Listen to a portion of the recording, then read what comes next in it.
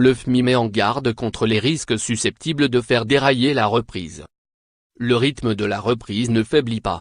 Après une croissance du produit intérieur brut, PIB, mondial de 3,8% en 2017, la plus rapide depuis 2011, le FMI table sur 3,9% en 2018 et 2019. Un scénario soutenu par des conditions toujours favorables sur les marchés, en dépit du retour d'une certaine volatilité, et les prévisions d'une large expansion budgétaire aux États-Unis. La croissance américaine devrait d'ailleurs rester particulièrement dynamique, à 2,9% cette année et 2,7% la suivante, plus que prévu par le fonds dans ses derniers pronostics de janvier. La zone euro devrait aussi poursuivre sur sa lancée à plus 2,4% en 2018 et 2% en 2019, 2,1% et 2% pour la France. Les économies avancées devraient ainsi enregistrer des performances meilleures que leur croissance potentielle. L'Asie émergente restera le principal moteur de l'activité mondiale, avec une croissance attendue autour de 6,5% en 2018 et 2019. La Chine devrait décélérer tout en conservant une vitesse de croisière élevée plus 6,6% en 2018 et plus 6,4% en 2019.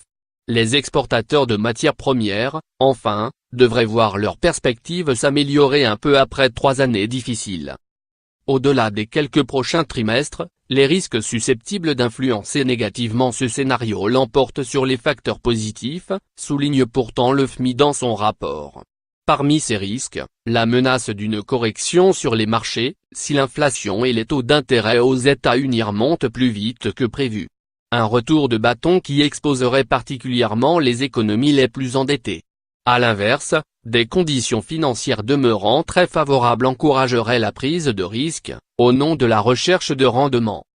Au moment où le président américain Donald Trump semble vouloir lancer pour de bon sa grande offensive protectionniste, le FMI met surtout en garde contre le risque de nouvelles barrières commerciales. Un tel scénario pourrait nuire à la confiance sur les marchés, perturber les chaînes de valeur mondiales, et ralentir la diffusion de nouvelles technologies, réduisant la productivité et l'investissement au niveau mondial, affirment les auteurs du rapport. Lire aussi. Protectionnisme américain. Lagarde s'inquiète d'une guerre économique redoutable. Quels que soient ces risques, la croissance mondiale devrait inéluctablement ralentir au-delà des 2 prochaines années, prévient encore le FMI. La plupart des économies avancées devraient enregistrer des performances inférieures au rythme d'avant-crise, pénalisées par le vieillissement de leur population et une productivité en berne. La réforme fiscale américaine devrait cesser de stimuler la croissance à compter de 2020. Les conditions financières, enfin, deviendront plus restrictives à mesure que les banques centrales poursuivent la normalisation de leur politique monétaire.